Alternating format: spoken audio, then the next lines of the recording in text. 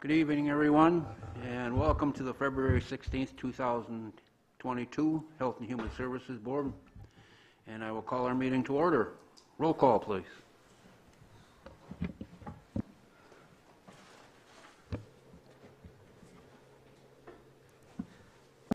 Kathy Leaf. Present. Kara Koch. Present. Dave Osnes. Present. Scotty Yard. Present. Greg Telejohn. Present. Paulette Anderson. Present. Deb Lindeman. Present. Natasha Ward. Present. Paul McGinnis. And Kathy and Tasha, you guys can hear us okay? Yeah, we've already tested. Yes. Okay, good, thank you. Everyone has had a chance to look at the minutes from January 19th. Are there any additions or corrections? Seeing none, those will stand as written. And public comment. Is there anyone here wishing to speak anything on or off the agenda? And second and third time, is there anyone here wishing to speak to anything on or off the agenda? Seeing none, we will move right on into our business items and our COVID update. Hello, welcome, thanks. Ellie will bring up the presentation and we'll go through just a very few bunch of updates for you. Take it away, Ellie.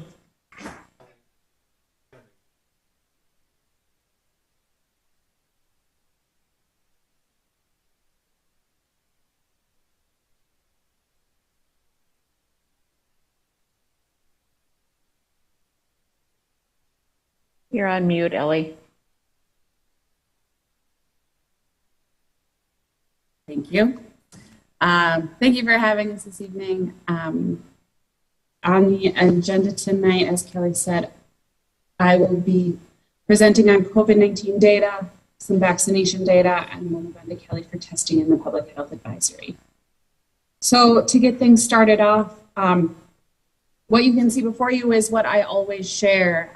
It's kind of how we measure the average number of cases coming into St. Croix County on a daily basis. That's the green line of what you're seeing there on the graph below. What you can see on the far right-hand side is kind of the highest wave we experienced here in St. Croix County in terms of positive COVID-19 cases. That was during the Omicron wave. We topped out at an average of 213 cases a day. Since that point on January 19th, you can see there marked on the top, we have fallen in the average number of daily cases. As of February 15th, we are currently at 34 new cases a day of COVID-19 into St. Croix County, of St. Croix County residents. Now, as you can see, that is a dramatic fall from 213, but you can see where that line ends up there at the bottom of the graph. It's still kind of midway as we look across our previous history of COVID-19 infection in St. Croix County. So as you can see in the box there on the top left, we are still in a high level of community transmission. 34 cases a day is still a lot. And it is a lot in comparison to where we should be. So what high is defined at, our current level, is at 100 cases in 7 days or more per 100,000 people. We currently stand above 100 at 262 cases in 7 days. So we still have ways to go. Transitioning from obviously seeing that huge Omicron wave and what happens when we have large waves of COVID-19, unfortunately, as a resultant is the deaths that result from individuals passing from COVID-19. What you see in front of you, that first graph, that kind of lays out the deaths in 2020, 2021, and 2022. What you can really see is every time we have an unchecked wave of COVID-19 spread within our community, we have an increase in the number of individuals who pass from COVID-19. So following kind of that large Within that large Omicron wave, we had 24 individuals who died from COVID-19 in December of 2021, as well as 8 individuals in January. Kind of mixed in with that Delta wave, we experienced a very low point for us in COVID-19 for St. Croix County. In total there, you can see we have had 135 individuals in total pass. And as we look at that pie graph there, kind of the percentage of deaths by age group has really evened out as we have had higher vaccination numbers. In our older populations, we've had those who have died from COVID becoming younger and younger in greater numbers. So what we're looking at is maybe hard to read there, but 21% of the deaths of COVID-19 are in those individuals who are 60 to 69 years old. Then 25% in those in their 70s, another 25% of those in their 80s, and 20% of those in their 90s. So when we initially had a lot of individuals greater than 90 in their 80s passing, we have now kind of made almost kind of an equal pie section of those in their 60s and 70s, with only 2% being in their 40s and 7% of the deaths being in their 50s. Just for context from that, in the state of Wisconsin, up to this point, there have been over 10,600 COVID-19 associated deaths since the start of the pandemic in Wisconsin. One of the greatest efforts and mechanisms to prevent death and or hospitalization, severe disease from COVID-19 is to receive the COVID-19 vaccination as well as the booster shot. Here I've presented to you those that have completed the primary series, which means those first 2 shots, by age and by gender. The first graph there being those by age, obviously the same trend continues that we've seen. The older the population, the higher percentage of vaccination completion that has been achieved. In the orange there, those are individuals who have completed that primary series. So they've had both shots of Pfizer and Moderna or 1 shot of Johnson & Johnson. The most recently released vaccination was for those 5 to 11, and currently in St. Croix County, only 23% of the 5 to 11-year-olds have completed the vaccination series. Of the difference in sex, those identifying as female and those identifying as male, the greater majority of females at 63.6% have received the COVID-19 vaccination series. Just as an update to COVID-19 vaccinations, both Pfizer and Moderna have now received full FDA approval, meaning they are considered as the same as the regular series you receive them as an infant or as an adult. They do now hold that full approval. Pfizer, those for 17, oh, now I'm getting myself late in the day. I'll report back on the Pfizer. Unfortunately, Kelly probably knows if we jump in. But Moderna is 18 plus that has the full approval. All right, I will pass it off to Kelly now for testing. Thanks, Ellie. Just one last thing about vaccines. We still are offering vaccines at the St. Croix County Services Center in New Richmond on Mondays. And there's information on the website as how to get an appointment. I'm going to talk a little bit quickly about testing. I've shown this graph. I think this is probably the 3rd or 4th time you've seen this. This is just to remind everyone what kinds of tests are out there and some of their capabilities of what they show, if it's active infection, if you've had the infection, or a current infection. We're seeing a lot more antigen tests. You may all have received your antigen tests at home if you requested from U.S. Postal Service your free at-home testing kits. Ours came to our house this week. They came in my husband's name, and he didn't even know he got a package, so it was pretty funny when he opened them. I got him some at-home tests. So that's really all about testing. I do want to talk a little bit about testing. As Ellie showed in our data, our numbers are dropping significantly and pretty quickly. That doesn't mean people aren't going to get infected as our curve drops. So it is important that people definitely who are immunocompromised and have greater risk factors are still protecting themselves, as well as regardless of their vaccination status, there is still protections you can take to not get infected as this curve kind of drops down. And as we proceed back to some kind of normalcy, we are standing up testing as we've reported before. In December, we started testing at the St. Croix Services Center. Our staff were trained how to test and started testing on Monday and Wednesdays. We're going to be supplementing starting next week. There will be testing 5 days a week, Monday through Friday, at the Services Center in New Richmond. A company called Curative will be testing Tuesday, Thursdays, and Friday from 8:30 to 3:30. The information regarding that will be on our website shortly. Next slide, Ellie. Just wanted to show a little bit about kind of who are the primary testing providers in the state. As you can see, this was updated at the end of January, so pretty recent. Healthcare really has led the way for the most part throughout the entire duration of the pandemic with testing, followed kind of closely by community providers. Community providers are things like the Wisconsin National Guard, employer-based testing sites, retail pharmacy testing sites, as well as local health departments. So our testing site, we are counted in that pink line there. So just kind of wanted to give you a picture of that.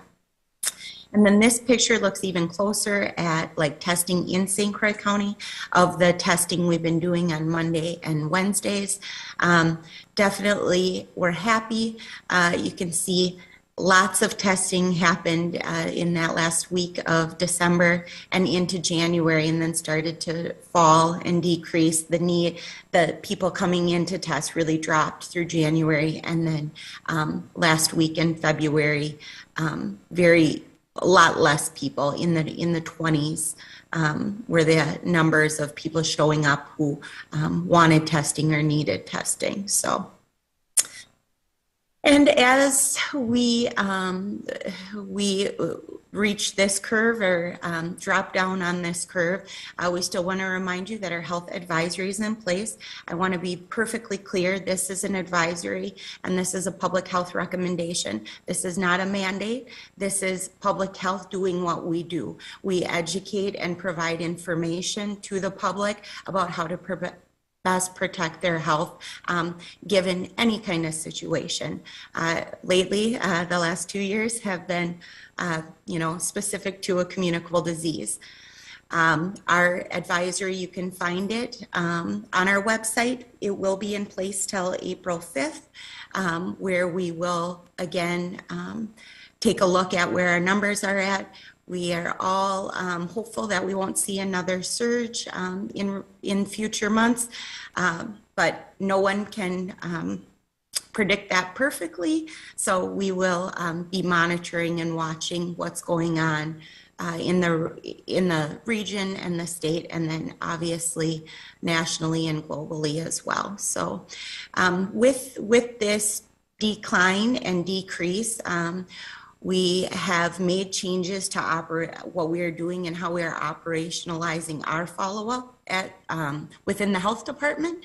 And we have really moved to not calling 100% of our positive cases because DHS has said, as that Omicron spike started to happen and counties even with less than half of the size of our staff were getting, hundreds of cases a day, they realized that each individual case could not be called or contacted by public health. So we have really backed off that as well. We are really focused on outbreaks in congregate settings. Those include workplaces, schools, long-term care facilities, jails, assisted living facilities, and schools of higher education as well as K through 12. So that's really been our focus over the past couple of weeks.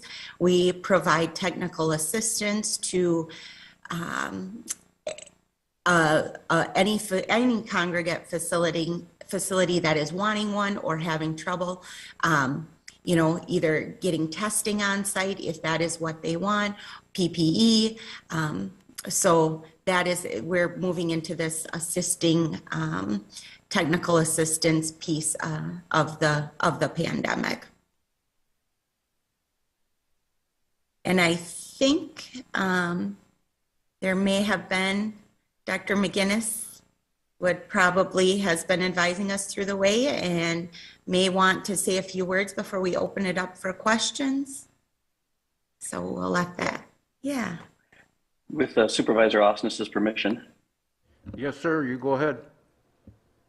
Yeah, couple comments I would make. So first off, there's still a significant importance to testing.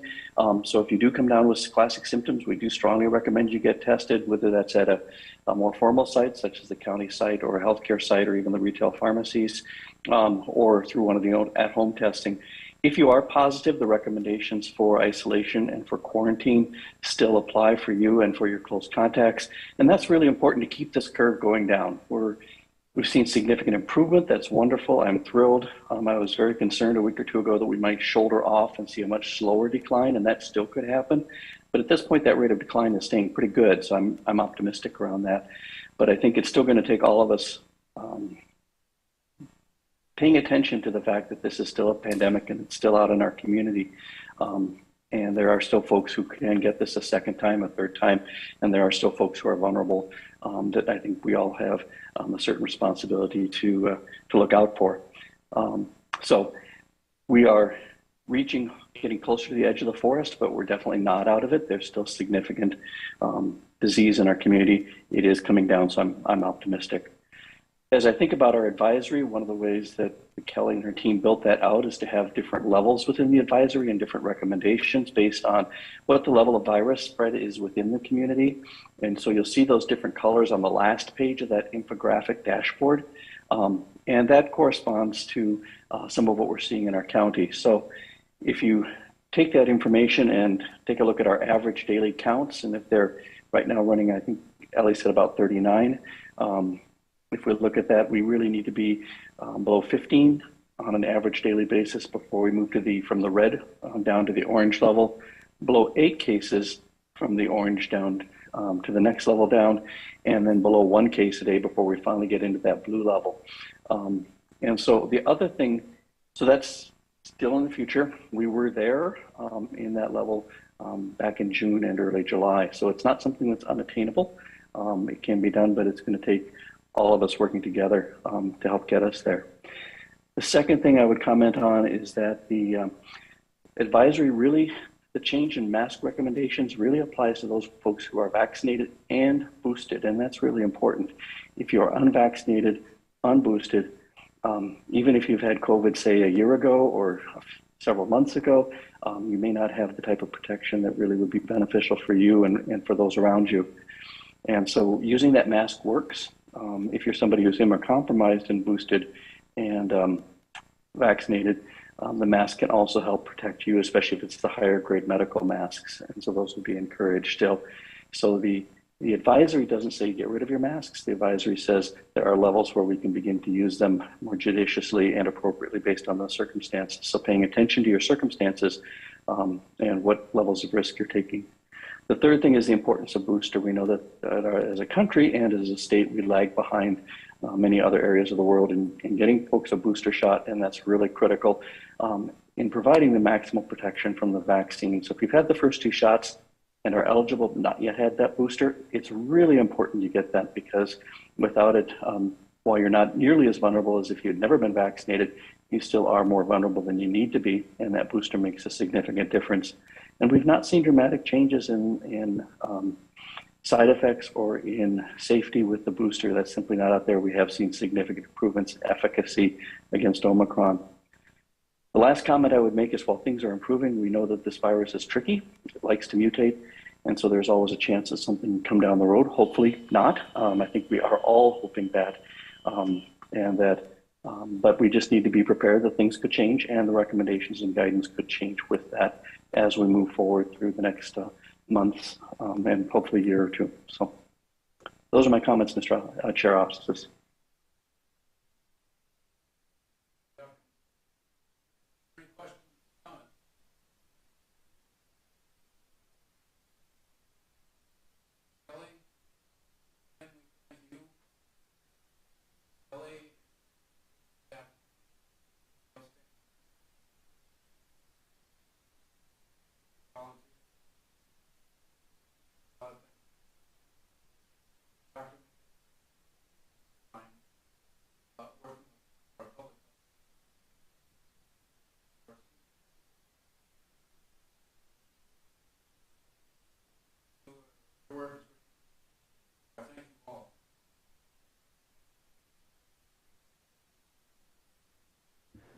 And with that, we'll move on to item number 2, our monthly financials. Faye. Hello. Okay, so the financials in your packet this month are for January of 2022. So that means our operating budget 2 has updated, so we're now looking at the 22 budget, 22 revenues and expenses. At this point, they're pretty sparse. Most of our revenues and expenses are still being posted back to December of 2021. When you look at the wages and fringes that's in this report, that will be different next month. We just finalized that journal entry to post the payroll accrual. So staff who worked in December of 2021 but were paid in January of 2022, we did a journal entry to move those expenses back to 21. Let's see. When you look at our operating expenses kind of year to date, comparing January to January, they're very similar.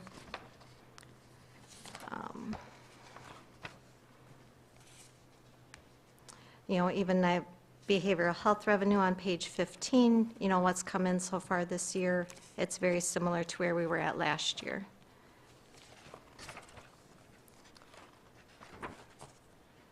One of the areas to look at, if we look on page 19 of our packet, purchase services, and now I'm looking at 2020 expenses to 2021 actual expenses.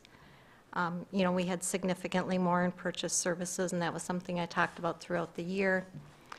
Some of those expenses were like Children's COP, which is a program where we only budgeted $28,000 because of kids who qualified, our families qualified for certain expenses. We were able to do some home remodifications or maybe modifications to a vehicle for them. And we did have funding to cover that. So even though the expenses are up in some of those areas, we have revenues that will offset those additional expenses. And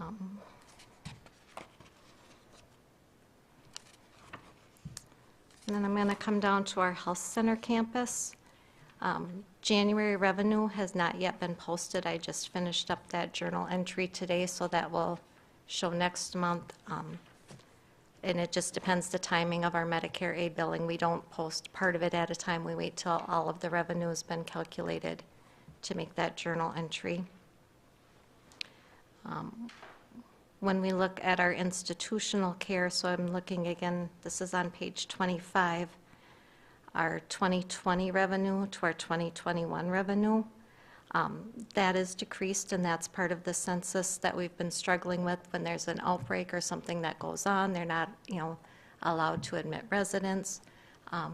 Looking at the number of admissions, I mean, when we aren't in an outbreak phase, we've had a lot of them coming in, but we have just as many going out. So it was kind of that long-term residences where we had a lot of decrease. We did get, you know, up on line 43310. That was the ARPA money that came in to help offset those lost revenues that we have. We still have money in deferred revenue, and then we'll be working, with administration, with our finance director, the auditors, to make that decision of, does that go back to 21? Do we save it for 2022 lost revenue, or is there something else that should be done with that money? So that is available yet.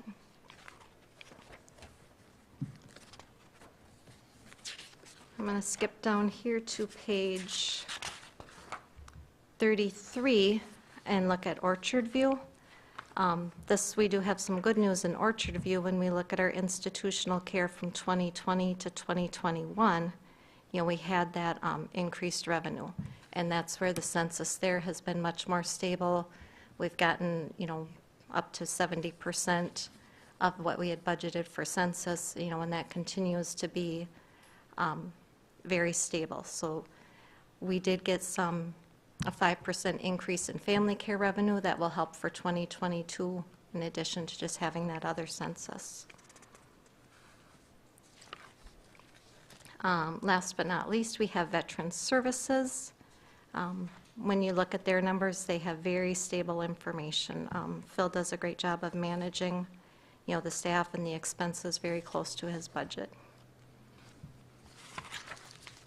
Any questions for me on finances? Questions or comments? Well, that was quick and short and to the point, and you're still smiling. Thank you very much, young lady. We appreciate it. You're welcome. Keep up the good work. We'll move on to item number 3, addressing our housing needs in St. Croix County. Scotty. All right, I hope everyone will forgive me, but we have been very active moving on our total roster 24 families into housing. And this week we have had 4 families, including the 2 that we moved today, which is why I was rushing in here. And pardon me, I'm still have moving dust on me, but this is fantastic. We've had property owners from St. Croix County who have been calling and participating in these placement programs. But the issue that is still being faced is that although we have a FMR from the federal government, we are part of the St. Paul, Minneapolis, Bloomington market for the purpose of setting fair market rent. Even though we are a rural area, and it does create a significant financial burden for many of our residents. One of the issues that I'm going to bring to your attention today is housing called Section 42, which essentially is for working families.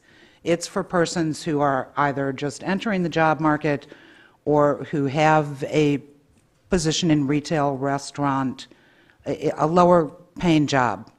Within qualifying for Section 42 housing, there are income limits. For one person, that income limit is $22,050 per year. For a family of 4 persons, it is $31,470.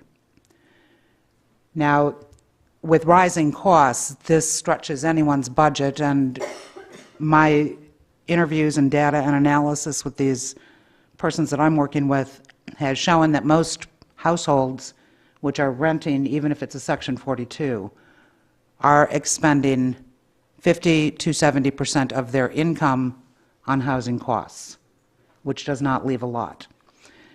If we look at the rise in wages, and let's just take $15 an hour, because right now most of our businesses are paying at least $15 an hour.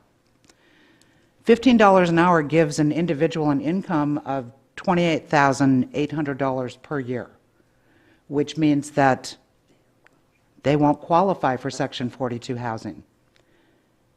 And if you times that for 2 incomes for a family of 3, a family of 3 persons, mom, dad, baby, that income limit is $28,350. Now, each year, as it is with a housing choice voucher or TBRA, which is tenant-based rent assistance, or Section 42, financials are reviewed. And I fear greatly that we are looking at a tsunami coming once those reviews start for the 2022 year. And they generally will start anywhere from May to October. I think we are going to see a significant number of persons who will no longer qualify under Section 42 housing. And this gives me great concern because we have nowhere else for them to go. And this is an issue that the federal government needs to certainly address because their numbers have not changed. The last time the numbers were updated was June of 2021. And we are looking at significant wage increases. Along with that comes another issue, and that is senior housing. For many seniors in their 70s, 80s, they benefited from a point in time in America, the American economy, where there were such things as retirement plans through your work. And many of them invested in those, as well as having their Social Security and their own savings, and they have lived a well life. But there are others, especially those who may have been in agriculture, which this area is known for, and that I'm seeing coming through my office, and winding up in shelters because they either no longer can afford their home, even though it's paid for, they're living with family, and the family says, we've had enough. We don't want to deal with an old person any longer. And they have nowhere to go, but they do not have enough income from their Social Security to afford to go anywhere else. They cannot live on their own financially because they just don't have enough money. And we don't have enough senior housing. The senior housing that is currently available is market rate. It's outpriced.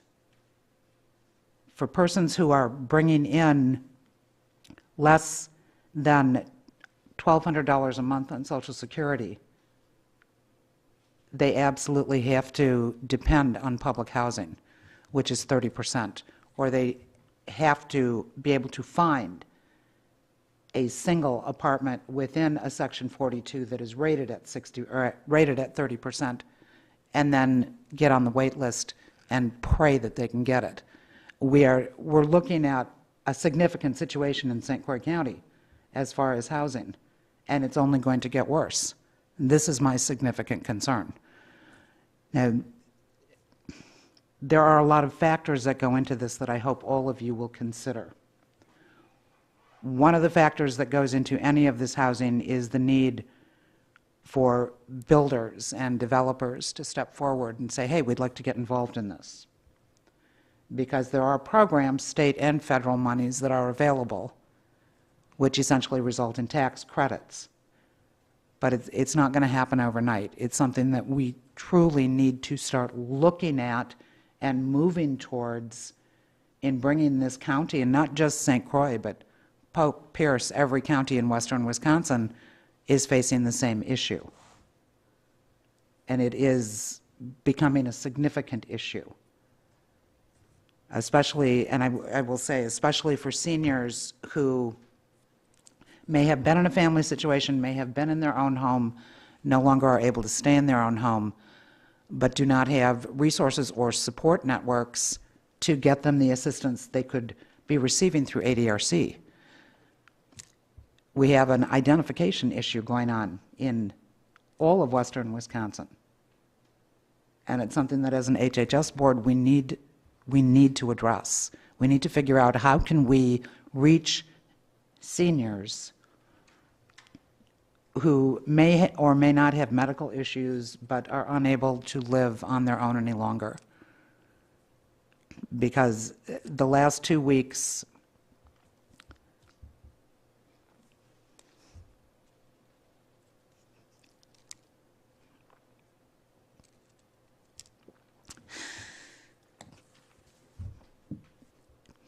I've had 8 seniors come through my office at shelter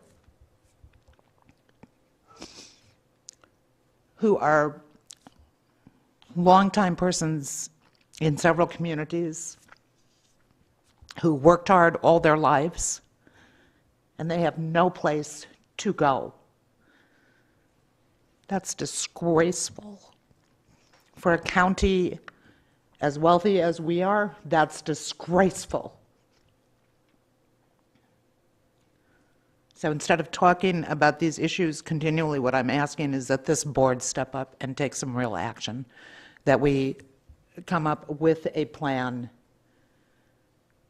whether it's the formation of a committee or a commission, something to address these issues, to bring together WIDA, state boards, balance of state, WESCAP, Salvation Army, persons from the building trades, EDC. We have to address this. We can't wait. We can't sit and wait, because it's not going to happen if we don't take action. And in closing, I will address the fact that in reviewing files for over 200 persons that we are currently working with, 150 of those persons have pending court cases. I had 3 cases today which were initially charged in 2013. They didn't see the bench until 2021.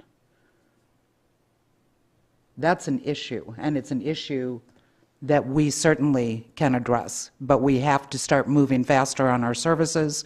We need expanded services, and I realize it costs money, but if you want your county to grow, then it's not just those who have money that we need to address.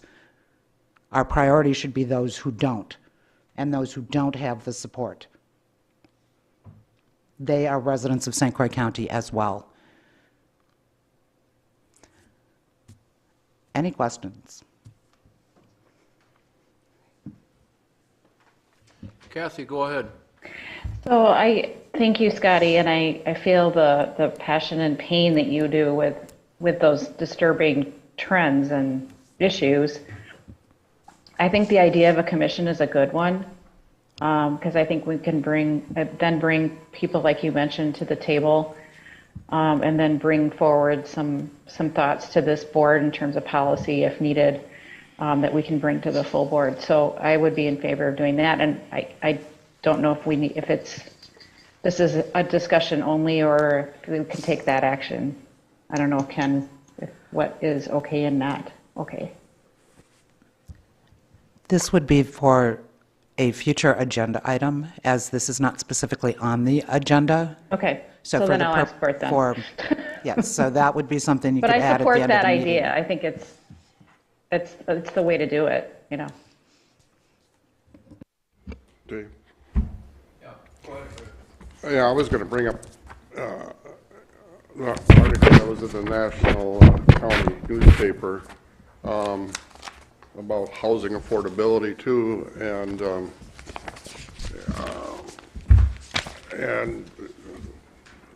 what some counties are doing, as close as Olmsted County in Minnesota and Dane County here in Wisconsin, but there's other counties around the nation, but they're investing their Arpa dollars or American Rescue Plan dollars into housing and so forth. This was in the December newspaper, so, but I just brought this along so everybody has kind of a reference to what I'm talking about. Yeah, we need to do something, and and not just cost of housing, but for the homelessness too. And I think we need to bring in a commission, and it needs to involve more than just West Cap, and I think it needs to involve some of the churches in the area also, and get more community involvement. So St. Patrick's here in Hudson has taken initiative of funding $5,000 and giving out vouchers to a local hotel that they have a contract with. There's, over in, I believe it's Washington County, I can't remember now, but they actually have a long-term contract with 2 hotels where they have blocks of rooms set aside for homeless. So there's all kinds of different ways that we can approach this, and I think we need to do something soon. Good questions, good comments. Anyone else? Kara? Thank you for the information, Supervisor Art. I think it's really timely and significant.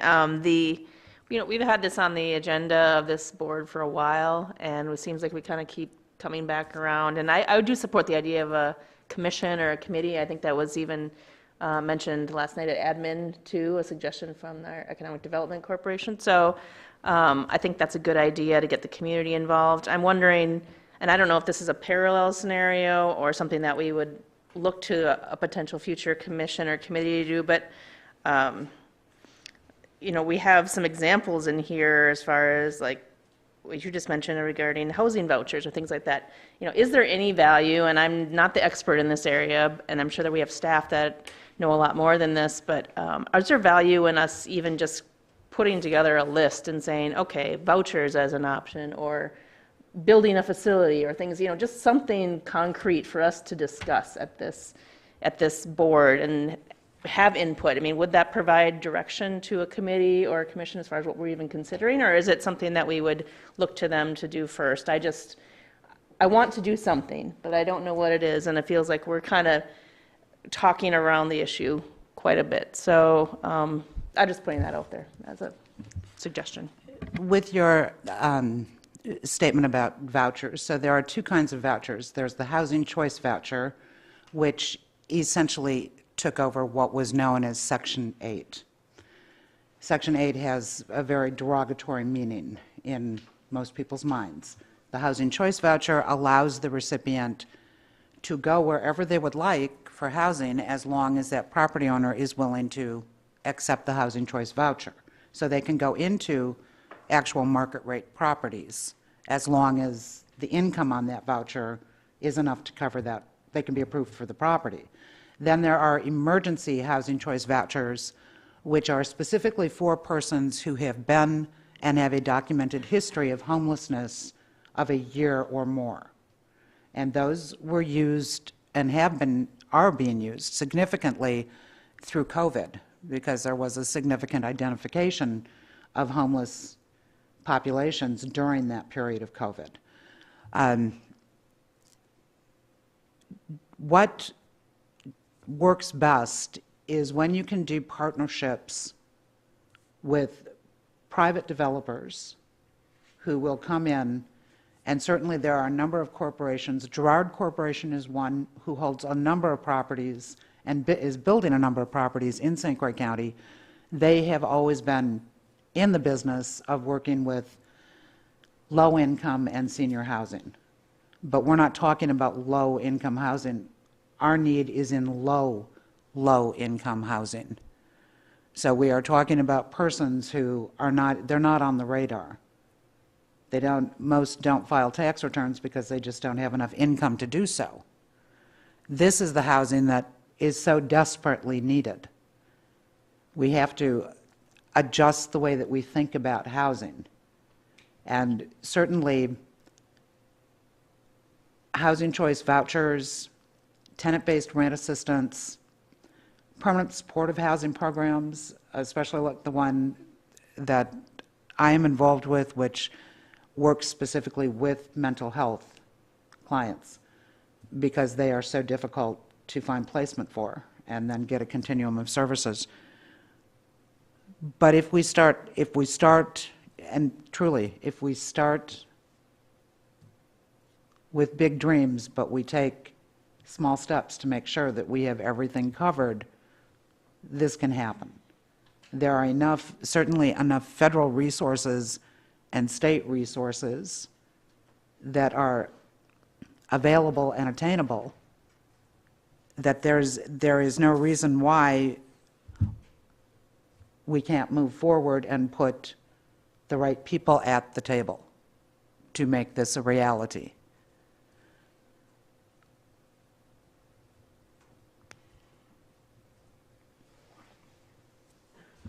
Any other comments? Deb? I just wanted to, tomorrow is a community health needs assessment for Healthier Together. And I know that housing will be one of the topics that will be discussed, or one of the issues that are looked at. So whatever is done, and I think we definitely need to do something, and I think we've talked around this issue a lot, and we've been talking about it for quite a long time. And then I think COVID kind of got us off the rails, and we sort of, went somewhere else. But I do think we have to do something concrete. And so, maybe depending upon what's happening with Healthier Together, make sure that everyone's kind of at the table, who's ever involved. Make sure that everyone's, at the table. That would be one point. And then also it seems like there's a policy issue here also with, with the amount of the cost and the income guidelines. How do we change that? That's, The fair market rent is set through HUD on the federal level. And again, as I have said, Pierce County and St. Croix County are essentially connected in that regional market with St. Paul, Minneapolis, and Bloomington. So absolutely everything, including housing costs, is compared with that metropolitan area.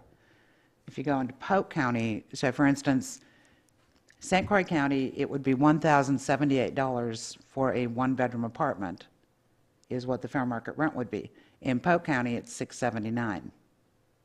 Significant difference. But they're looking at positioning to the Twin Cities metro area, amount of population, amount of business. And there are a number of other factors that go into figuring that FMR, but that is something that can only change on the federal level.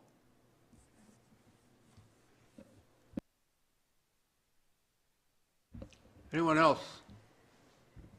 Natasha?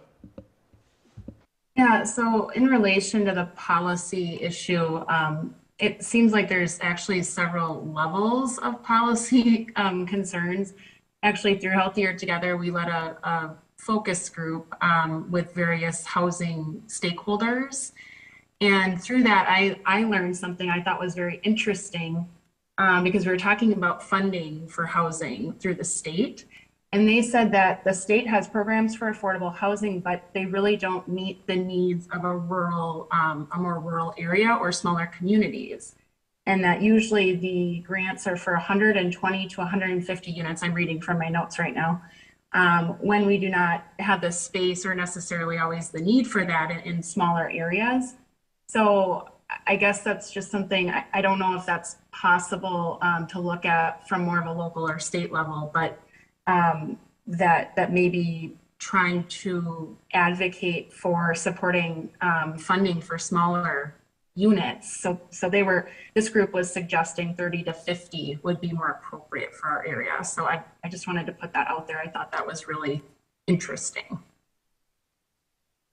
And I'm happy to share, I don't know if it'd be useful, but I think at the next meeting, we're talking about sharing more about the community health needs assessment and strategies and priorities chosen, because that meeting is tomorrow. I think Kelly and or maybe Lori and I were going to kind of work on that together. But we could share more about the housing focus group feedback as well, if that's helpful. Anyone else? Paulette? Well, and the issue is, it's definitely low income and homeless and all that, but we don't even have housing for people that want to rent in my area. I mean, they're just building single family homes as fast, and those builders, if they can do that, that's what they're going to do. So maybe getting these builders who have done this sort of thing before, and, of course, WestCap, and they're knowledgeable about this, and we have to learn about all those things, because we're not going to just put it out and notice to the builders and say, what'd you do? Build a few things. They're full building single-family homes in my town and village, and we don't have enough housing for the people that want to work in my area. So it's thank you for all your information and coming up with a list of people that could be on this commission. You would be the wise one to, and I do believe WestCap, they've got the knowledge, and it's probably more state funding, and it's a sad, sad thing. We have to address it. And I agree. And Scotty, thank you for all your work on this one. Board members, thank you for your comments. It is appreciated. Obviously, this is not going to go away. And we need to put our foot down and say, the time is now. We're not waiting any longer. We need to do something. So who's going to put the foot down? And when? And that's a good question. I mean, is it going to be us? Is it going to be the county board? Or is it going to be Health and This Human Services? this would be an agenda item, and whether it is this committee or whether it is Administration Committee, it will need to be brought forth as an agenda item to get it started. So we know the need.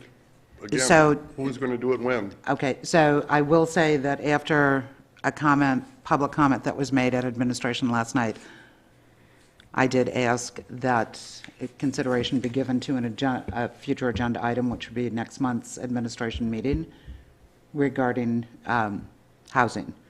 And I'll get that worked out so that we can cover all the bases at the administration meeting, rather than the more pointed agenda item that was stated. Because we need options on this in order to do it appropriately. And so I will take care of making that amendment to that agenda item for administration, and that's where we'll start. Sounds good. Thank you. Any other comments? Okay, we'll move on to our last item, HHS program and funding updates.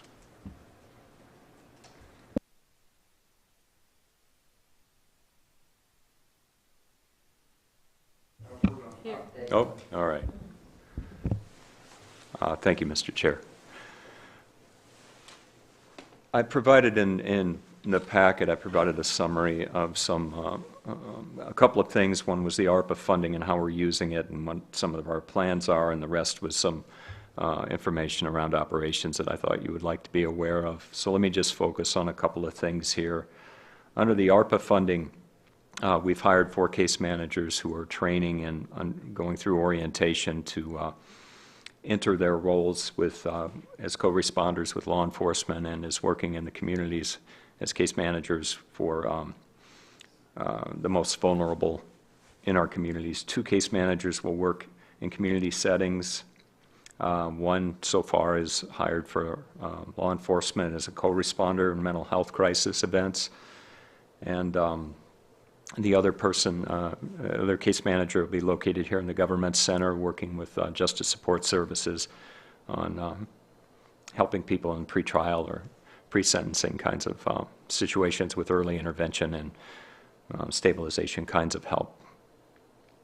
We're still recruiting for 1 case manager position to work with law enforcement, and we're currently contracting with Northwest Passage for peer recovery support specialists who will also be flexible and work in the community where needed, actually, to work with people with mental health and substance use disorder.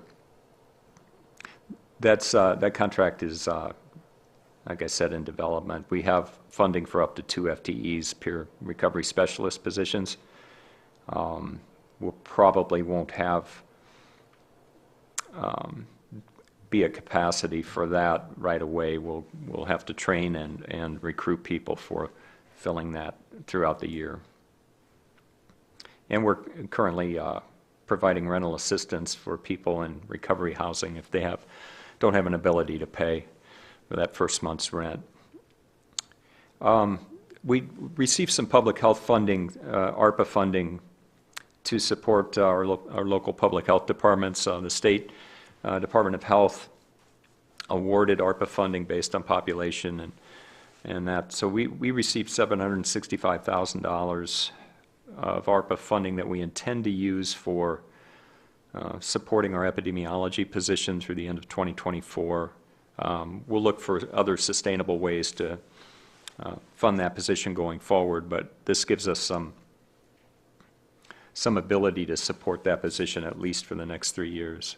And some of that funding, some of that $765,000 then would also be used, we hope, towards a health educator position that we could hire as an LTE with benefits through the end of 2024. Again, looking for sustainable ways to continue that position. But a health educator would be a position that we could use not just in our public health division, but through our behavioral health divisions, CCS and behavioral health, to provide health education to community providers, partners, citizens throughout St. Croix County, where specific kinds of health needs are identified. And Healthier Together is one example of how those health needs are identified, and then we can follow up with health education as a part of that.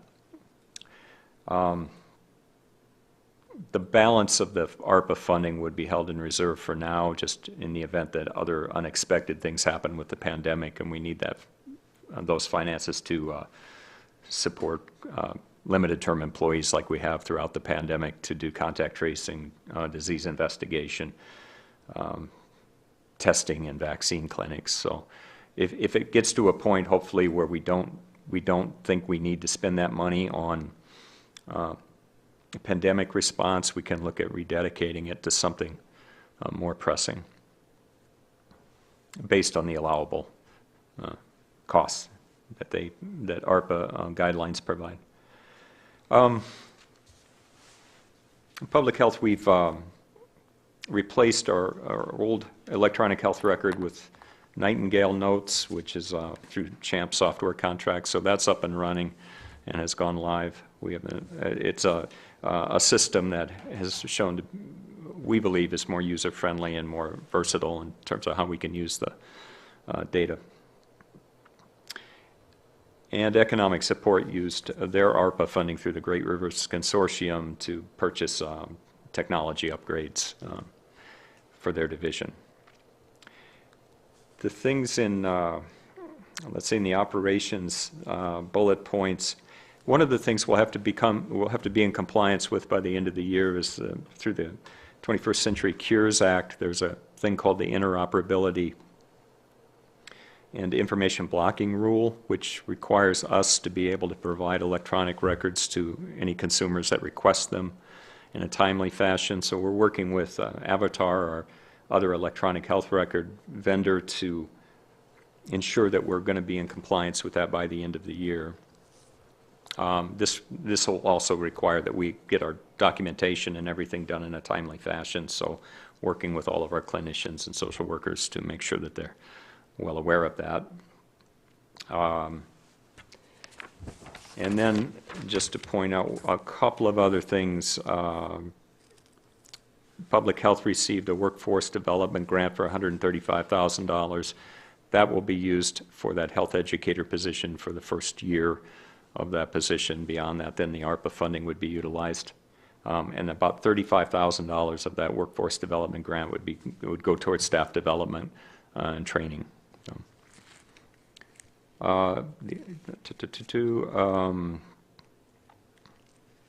There is for economic support, it's anticipated that the public health emergency will end in about 60 days. Well, there's the potential for that to be extended. But what that means is that people receiving benefits through economic support for health care and for food share have been kept on that program throughout the pandemic. As long as this public health emergency is in place, their benefits are not affected. So if you were receiving food share or health care benefits throughout the public health emergency, you were not dropped off of those benefits as long as this public health emergency remains in place. But that is coming to an end at some time. We're not clear on when that is yet. There's some discussion about it being 60 days from now, so in April, that public health emergency would end, and then we would have to reevaluate who is eligible for benefits at that point. So some people could drop off of their food share and health care benefits. The idea here is to have a period of time where we can notify and work with consumers who might be affected by this, and prepare them for that inevitability. But in a call today, I was just reading, right before this meeting, reading a note from Rhonda Brown, who let me know that there's still some uncertainty around when this public health emergency may end, and it may not be April, it may be September, we don't know yet. But our intention is to do everything that we can to work with the state on informing people in a timely fashion so they're aware of the change, and trying to determine what the impact will be on the people we serve in human services, but also the people in other people in the county that might be impacted by this change in benefits to them. So I'll have to keep you posted on that as I learn more about it. The last thing I would mention is I went to the Legislative Exchange in Madison last week, listened to the governor, the minority and majority leaders, to the WCA Council talk a little bit about opioid settlement dollars and where that stands. There wasn't a lot of groundbreaking information that came out of that, but it was the first opportunity I had to go to Madison and actually meet people face to face, so I took advantage of that. I think there may be some opportunities moving forward with some of the opioid settlement funding if we can think through that carefully, that could support many areas of HHS. So I want to be careful about prioritizing how we might spend that money should we get some, and certainly housing and finding ways in which to support housing through some of that funding may be a possibility, but it's really spelled out in an Exhibit E of the settlement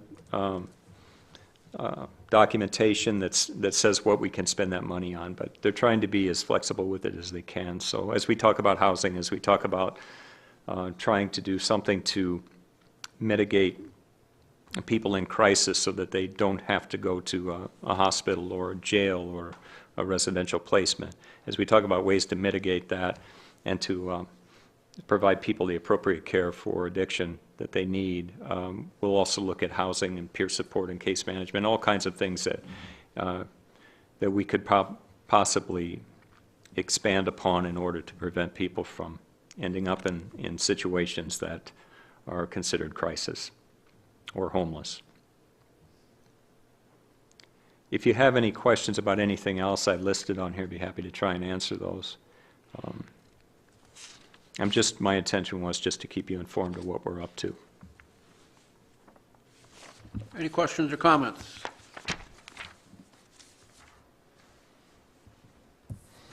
Some good update. Thank you. We appreciate it, Bob. We'll be asking for requests for future agenda items. Anyone have anything they'd like on the agenda?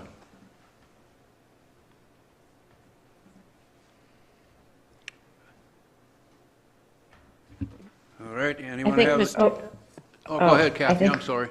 I think, that's all right. I think the Healthy Together piece, community health assessment would be good. Since we're handling the other issue, Scotty's handling that with admin, that we wouldn't need that, it seems. So maybe just the Healthier Together community health and needs assessment, however we want to call it. Okay. Anyone else? Can I just confirm that we're going to move that housing agenda item to admin and it's not going to be ongoing here? I think the housing agenda item needs to continue to be ongoing. Things are changing daily within funding opportunities and programs that are becoming available. There's a library of information that can be shared with everyone.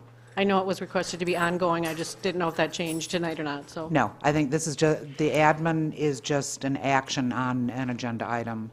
Okay, thank you. Thank you, Colleen. Anyone else? All right, our next meeting will be March 16th at 5 o'clock, and our meeting is adjourned. Thank you, everyone.